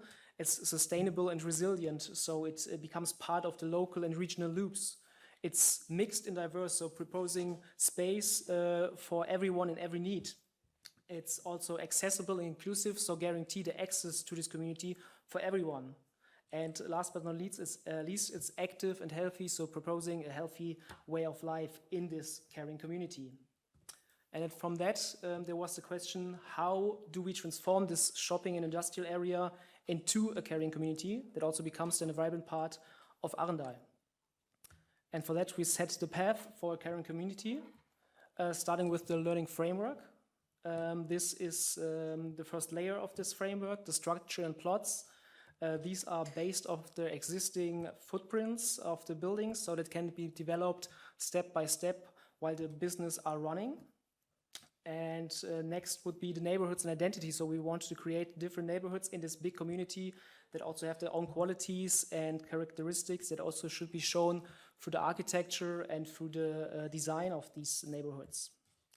Then we have the green and blue infrastructure, which are the main connectors between all these neighborhoods, especially the Loop Park, which is the new green heart of Krøgnes, and connects all these different neighborhoods to each other, and of course also to the surroundings, and especially to the other special elements like Ekevallen, the mountain, you can see, and also along the new designed coastline. And then the last layer of this learning framework is the mobility system. which we want to optimize. Now the mobility is very focused on the car traffic, and we don't want to get rid of the car traffic, but we want to optimize it. And for that, we're adding a new roundabout, a new axis, so that we can get rid of the cars within the site and have a focus on a pedestrian and bicycle-friendly mobility within, and also while pushing all the parking from the public space into mobility hubs, we can also then qualify these public spaces for the people. Then we had a look at the resources that we as planners have to do all these things, especially to create spaces through different measurements, to bring life in these communities through different activities, different possibilities, but also ensuring the ecology within a site, but also in the surroundings through different measurements as well. And then also to optimize the mobility in the area and connecting to the surroundings. And of course, the other resources, the resources that we have already on site, these we really want to reuse and recycle so that we can reduce the need of new materials and resources for developing the site. From that, all that input, then the next question was, how can we organize this huge transformation together with everyone involved? And for that, we proposed the Living Lab method, where like everyone is involved in designing this new community, the site owners, the city of Arendal, but the public and also the actual users, of course, and then co-designing the future of Krokenes. We're also using the backcasting method, so we're not assuming like what Krokenes could become. We're more thinking bigger of and dreaming big of what Krokenes should become, and from there on going the steps back and see what tasks do we have or steps do we have to do to fulfill this dream. And then we did this first approach of a dream for Krokenes, and then we had a flashback of something that never existed so far. And then we started to design these communities and the public spaces, of course, and the neighborhoods, the first places for the community that are the key element of the whole design. Just looking here into that, for example, with the Loop Park on the left and the community plaza, also so as seen here, and of course then the new designed coastline with the new coast bath and also the connection to the mountain Ekevallen. And yeah, then the coast bath itself where you can jump in. And what now, of course, is the questions, and they're really looking forward to start the Living Lab together with the site owners and the city of Arendal. Thank you very much.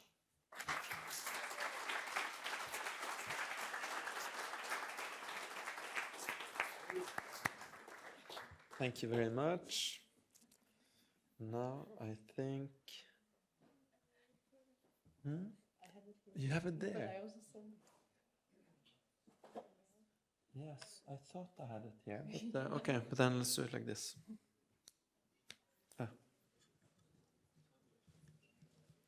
Yeah, because there was this... yeah, anyway. Always to be sure.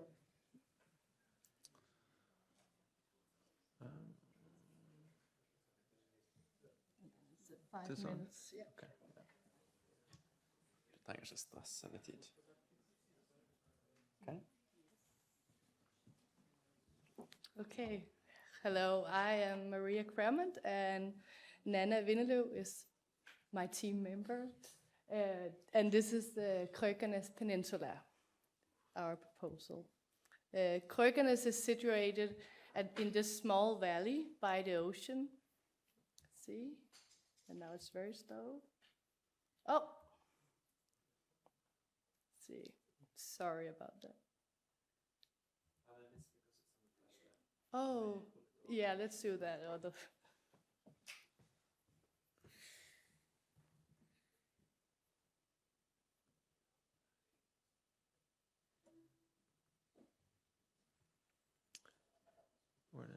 Yes.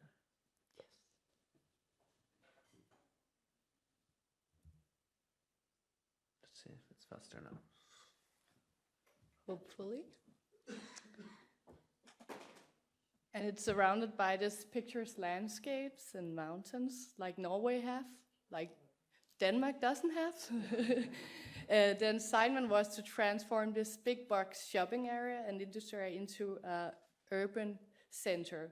We also have a battery factory coming nearby that will create 800 new dwellings for this area. So this is an opportunity to change it. Today, when you look at it, parking and road are the most dominant landscape in Krøkenes, I would say.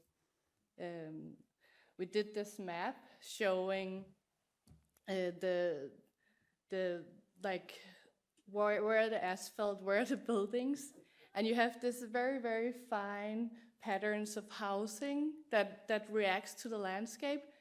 And then you have Krøkenes, this very, very dense area that is all, yeah, you'll get the picture. So we saw in the brief before that there was the small lake meadow, but that was covered by asphalt and parking lots and thereby ruining the biodiversity. And now we figured now is the time to change, and it's the time to take care of our community and our people around it. So we had the old water here that is now a parking lot, but it's funny, it's also the place where it's the lowest point of this area. There's a lot of topography, so all of the water goes down here and it floods the parking lots, and it's a problem. So why don't we bring the water and the biodiversity back? And thereby, Krøkenes becomes a peninsula with water as the defining edge of the city. From a city of asphalt and big boxes to a city that's transformed into this green and blue peninsula. And by doing so, we had 8 strategies to heal and recreate Krøkenes. The first, the natural path, that's like given again, water comes down to this area, so why don't we recreate this lake meadow and create Krøkenes as a peninsula? And therefore also giving all these green areas, like densifying all the green, giving it the back instead of the red map you saw before, so taking it back. And together with the green, we will have a loop that interconnects this area. Because of the topography is so different, we're reusing the roads, but like building on them. Again, there's a lot of different platforms here, in like 2 stories different in each of these areas. So we want to reuse them, and we want to also take some of the asphalt, like bring the nature back instead. And by reusing the platforms, we will also create new neighborhoods. And the new neighborhoods will have new community spaces as well as a center. And by using the landscape, you will also have that everyone that lives around this area will have the opportunity to see the water. So thereby we want to create a strong community with nature as center of it all. And I use the new function mixed with the existing functions, the new structures and the existings. Our vision is to plan a city that is not scattered, but a city that limits its footprints of this land. A city that coexists with nature by the water. And this is Krøkenes Peninsula.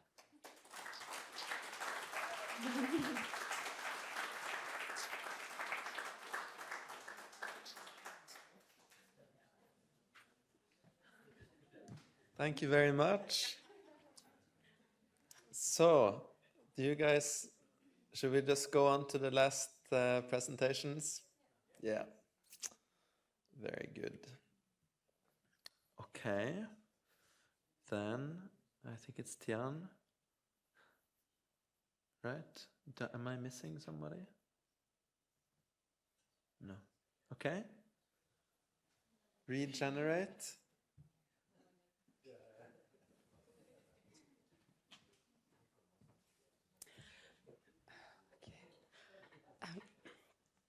Thank you for hosting us today, and thank you all for being here. So I'm Hans Lagesh, and I will be presenting Regenerate on behalf of my team. So Larvik is a small town located in the south of Norway by the Faroes Lake. It's characterized by a steep topography, as we can see it in the picture, and a harbor that's really exposed to the sea. The problem here is that these geographic problems added to infrastructure problems like really imposing railway and a road that crossed the city and cuts it in two parts, the city center that's on top of the mountain and the harbor that is by the sea. To answer this problematic, create a connection between the top of the mountain and the harbor while creating public spaces and also a library, that is something that was asked from us. We came with this idea of regenerate something that already exists, that's here, that's good, and trying to do a minimal intervention and make the most out of it. This by creating the lacking connection, occupying existing buildings, enhancing an ecological value, and trying to promote a new way of life by education and culture. So on the scale of the site, we tried to make a pedestrian network. The main axis would go from the top of the mountain to the harbor. The second one will go along the harbor, and the third one, we thought, could go along the railway, but now we know that the railway is not going to move. So here we can see it, the two connections. And so the first part of the project is the waterfront. As we can see in this picture, there is a parking lot that has been built on the ancient port of Larvik. We wanted to revalorize that existing port and seal the ground and get it back and get back this beautiful port we had and introduce new activities. We wanted to do that by using the concrete resulting from the demolished parking lot and making it into water blocks that can foster biodiversity, but also help us create a new landscape by the sea. So we can assemble these water blocks into new typologies of public places. It can be a public theater, a swimming pool, or just a coastal protection that fosters biodiversity and can serve for experiments. And that will help us create a whole new landscape that goes in all the harbor, where we have picnic areas, promenades, and also the famous public library. On the top of the mountain, the task was to create this connection they asked us for, but without ruining this view that we found beautiful. And in order to do that, we created a bridge that on an urban level connects the top of the mountain to the sea, and an architectural one connects different parts of the library. We tried to make this bridge as low and thin as possible, as discreet as possible, and increase the volume of this mountain, because we saw in ancient photos it actually was higher than today, and then it was excavated. So we wanted to find again its ancient shape. We think it's possible because there is an old landfill in the mountain today, and we thought that we can use that to make a structure and find a cavity that can work along with existing bunkers in this mountain, and can foster a part of the library that is a sort of media exhibition center and also panoramic reading rooms. We studied the feasibility of the bridge, so it can bridge this really large this really large area while being really thin and discreet. And now for the library, the main part of it would be in an existing building by the harbor. We think of it more of a cultural territory that can attract the inhabitants of Larvik and also the small towns nearby, where they can find a different range of activity as a city theater, a conference hall, or maybe even a creative center or a co-working space. Our strategy for this building was really to use the maximum of the existing structures and try to reuse the materials we found in them and just build a small portion that we really need for the program and build it and shape it with the natural stone of Larvik. We also studying the acoustics of this place because it's located near this busy roadway and the railway, so we would be closed near the roadway and really open toward the sea. And inside, we just try to do adjustable spaces that can evolve in time and foster different range of activities. To conclude, what we want for tomorrow in Larvik is to move from this post-industrial city to a resilient cultural destination where people can really walk from the city center to the seaside and where children can play barefoot by the sea. Thank you.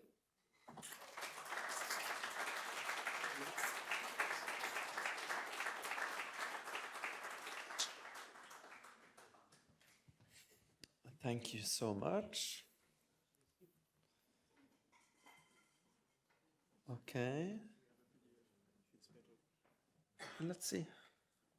I think it's... I mean, PowerPoint is also made for presentations, so... There, and what's the shortcut for...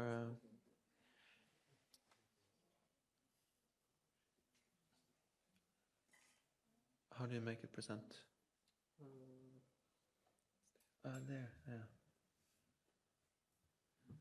Okay, guys, good luck. So, hello everybody. We are very happy to present you Standing Stone to the Sea.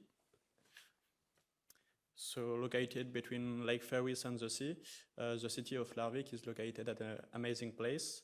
There is also the presence of natural elements such the Larvik stone, but also Larvikit, but also the Bachir forest and the presence of the sea. So these three elements are very important for us, are part of our proposal. So the first question to raise when we begin the competition was how to connect the city center and the lower part of the site, which is the old port, and also how to cross the highway. So the first option may have been to create an elevator with a footbridge, but we think a beautiful site like that doesn't deserve such a scar in the landscape. That's why we propose a more holistic approach that's made in stone and wood instead of steel and concrete. And also a pedestrian promenade allows to frog, lizard, and everybody to take the promenade. So we are going to present the first stage. So we, like the Larvikit column already present on the seashore of Larvik and also in the city of Larvik, we are going to put a lot of columns. So this column will link the city center to the sea. This column will also house the local fauna and flora,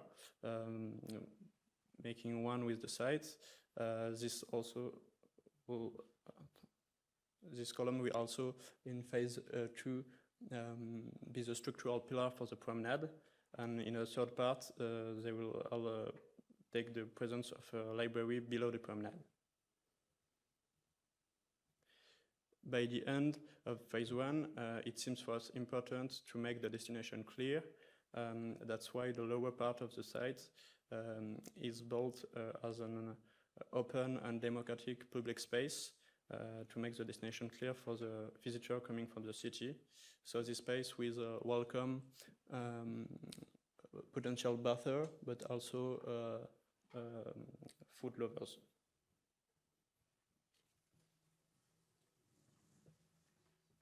So the second stage is key, with the construction of a gentle 270 meters walk from the Bachir Hills height point to the old harbour of Lovik.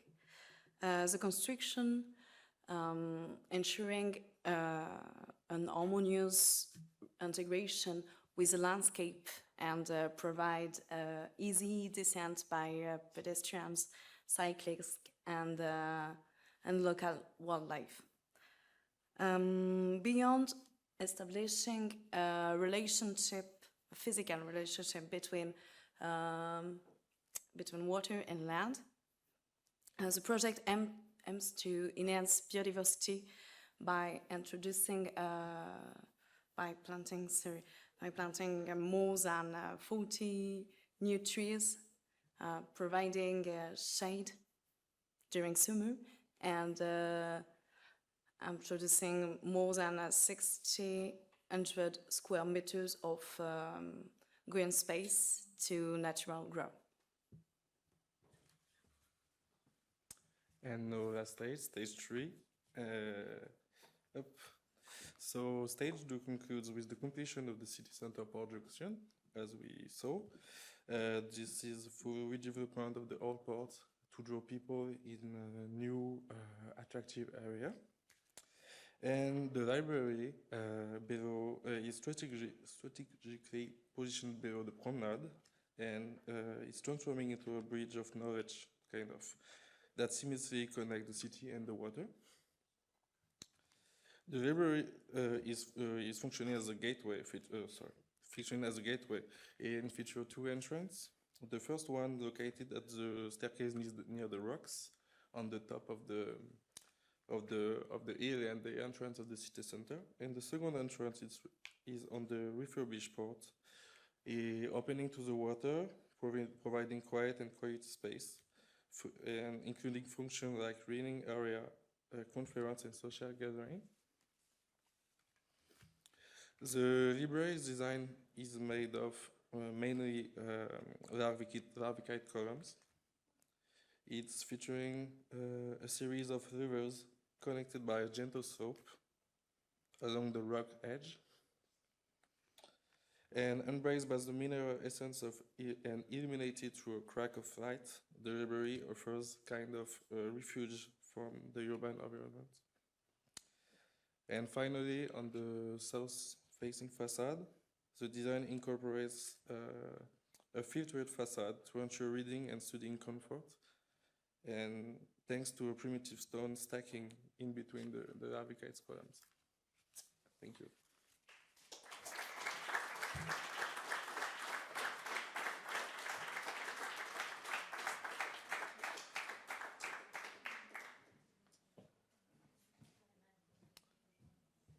Thank you so much. And I think that was the last of it. I mean, intentionally it was just the winners and the runner-ups that were invited to present. But I mean, if you have an urge to present and the audience is ready for it, I think you should come up and present. So, welcome to Topography of Life, special mention. Did the special mention of the other groups presented as well? Or? No, Okay, so no. But I think it's nice. Come on, since it's here.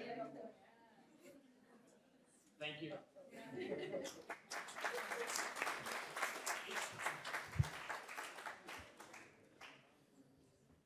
I mean, we know it's late and we are running out of wine, so we will be quick, or as quick as we can.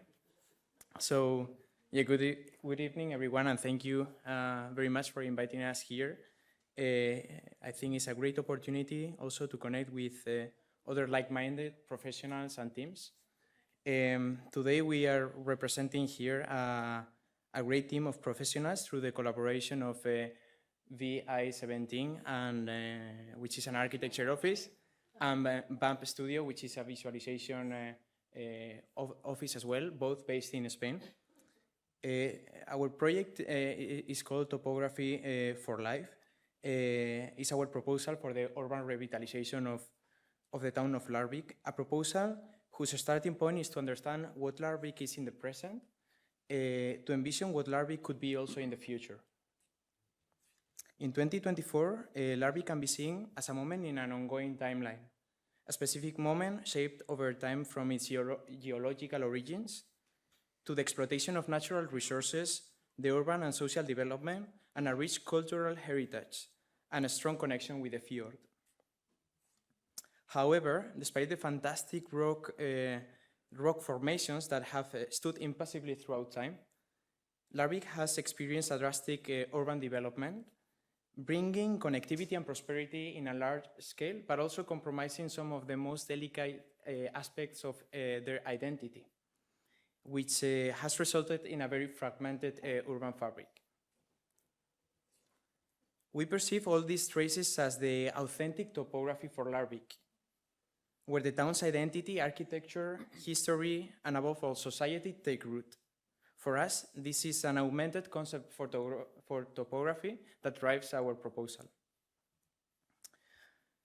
Our proposal offers an overall strategy reflection for the whole study site, focusing on consolidating Larvik's urban structure, integrating its architectural heritage, creation of green structures, reduction of car traffic, and engaging the citizens into collaborative processes. Existing and new urban structures merge in what we think is a new topography that links land and sea, that unifies the urban fabric, but also that improves density and diversity. At the neighborhood scale, our proposal focuses on the connection between the town and the harbor, improving walkability, livability, and the dynamism of public spaces, nature within the city, and for above all, accessibility.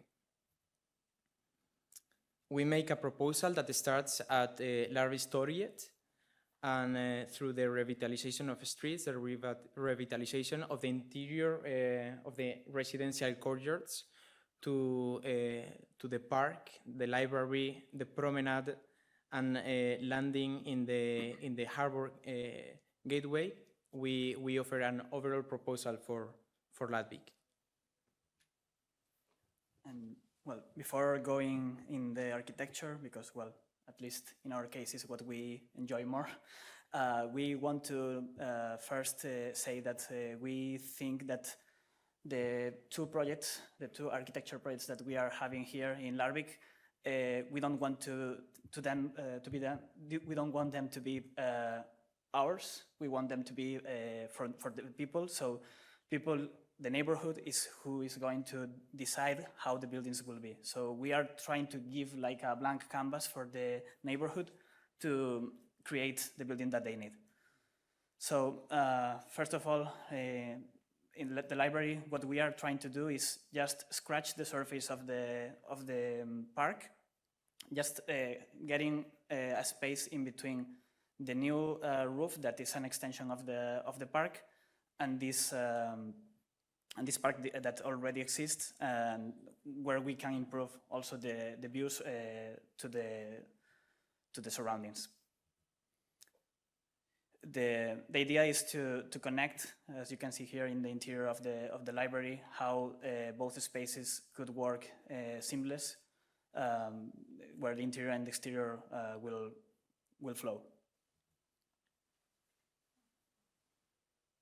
And then if we go to the harbor, that we can understand it as the end of Larvik, if we come from the upper part, or the gate of Larvik, if we come from the sea. We were trying to get this building as the connection where we also don't block the views from the park. That's something that we thought that it was very important, and that works like an icon for the skyline of Larvik that was lost in the recent years. So we are trying to make them a new building that could work also with the public space, with the harbor, and that could change along the year, and also through the years with different uses and the needs that the neighborhood could need.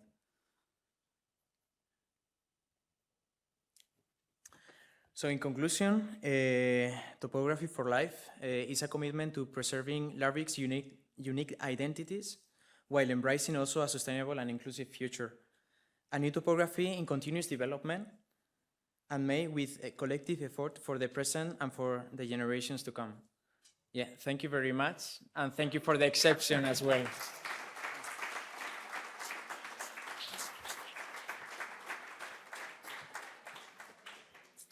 Thank you for that little bonus presentation. And it's fitting that that concludes the evening. I must say I am so impressed by everyone's presentations. So to the point, so precise, so professional. I think you all demonstrated today why we need to make opportunities to bring younger people up, to bring up not just the big established firms. So thank you very much to all of you. And even though this is the prize ceremony and kind of the last official event of Europan 17, it's also just the beginning for most of these projects. Okay, thank you very much. Thank you to Aho for hosting.